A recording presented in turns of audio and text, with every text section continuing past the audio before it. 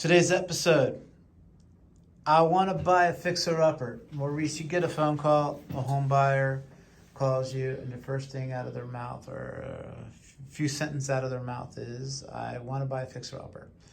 What do you think? What do you say to that? So are we talking about investing? Are you an investor and That's you a want to buy a home that's a fixer-upper? Are you a first-time home buyer and you want to buy a fixer-upper? Because they think that might be a bargain, right? They do.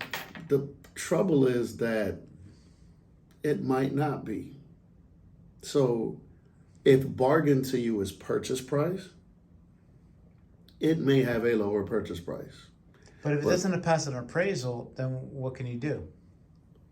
Well, hold on. I'll get there. All right. Just because you have a lower purchase price doesn't mean that the cost to renovate the home isn't going to get you up closer to where the other purchase prices in the neighborhood that you avoided are. Especially with today's construction cost.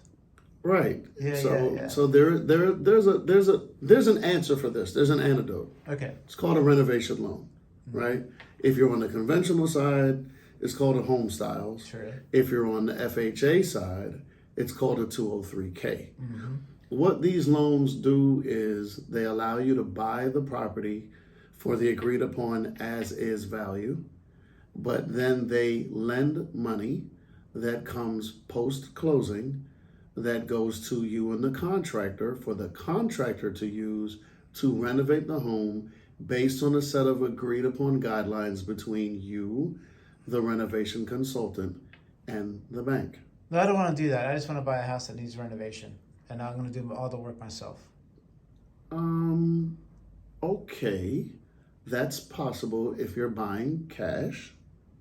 So if you're buying cash, then you don't have to meet any guidelines from anyone else. Well, I don't have the cash. I'm going to need a loan. Well, let's talk about why it might not work that way. Okay. Right? Yeah. So they're going to send an appraiser to look at the property.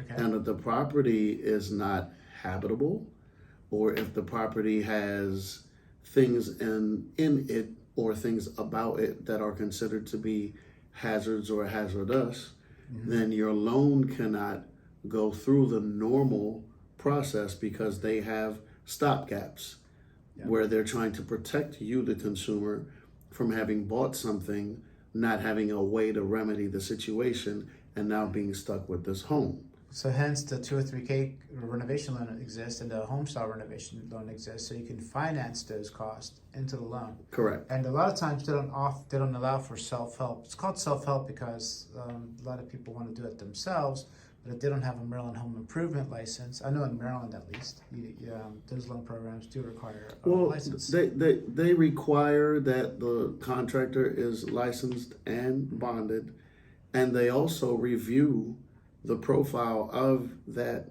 contractor up front. Very true. And decide whether or not they're going to add that person to their system or Typically not. 3 references. Yeah. And with good reason, because sometimes you may meet someone who is licensed, who is bonded, but the people that have worked with them in the recent past haven't had the best experience.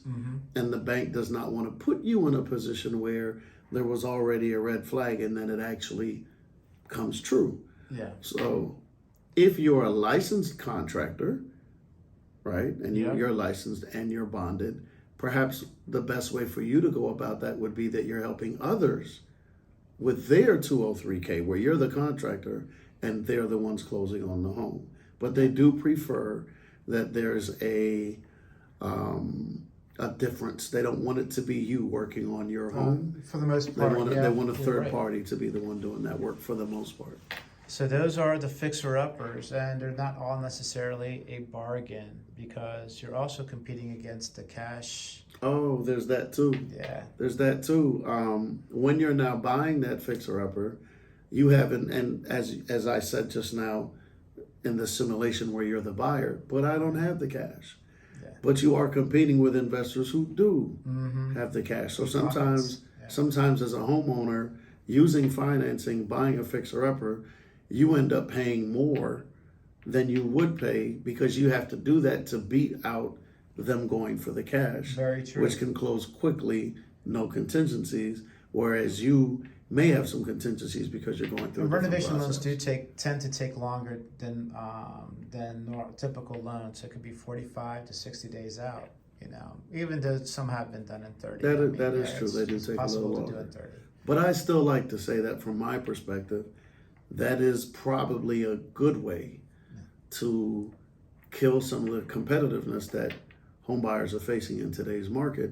Everybody's not open and comfortable And it could be with something. doing a renovation loan. And so you put yourself in a position where you cut down on the number of people you're competing with Yeah. by being open to buying a home and then renovating. It could be as simple as a furnace and a roof, which is very costly, but maybe that's the only thing that really needs to be done in order for it to pass an appraisal. So it can't go the regular route, but 203K route, okay, we have the financing for the roof and for the furnace, because the furnace has a X amount of life that it needs to have, Right. you know, to pass appraisal. So that's our episode on I Want a Fixer Upper. Call Maurice for more advice or any questions that you may have. Reach out.